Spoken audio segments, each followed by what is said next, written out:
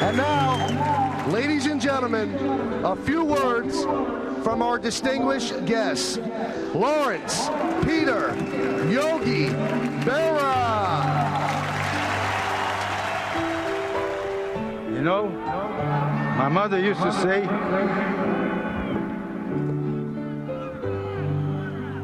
the two most beautiful buildings in the world were St. Peter's in Rome and Yankee Stadium.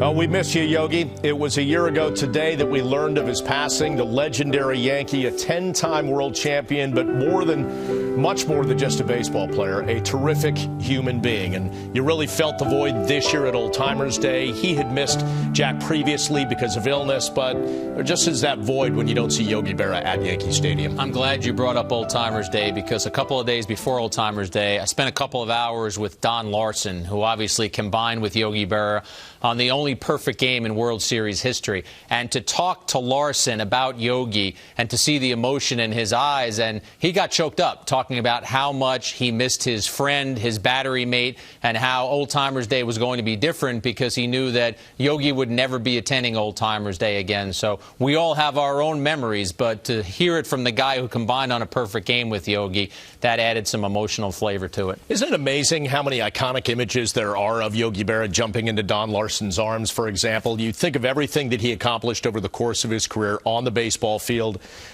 Growing up on the Hill in St. Louis, became a legendary Yankees figure, 19 seasons, a 3-time MVP. We were lucky because we got to spend time with him at his museum on the campus of Montclair State University when we do our hot stove shows there.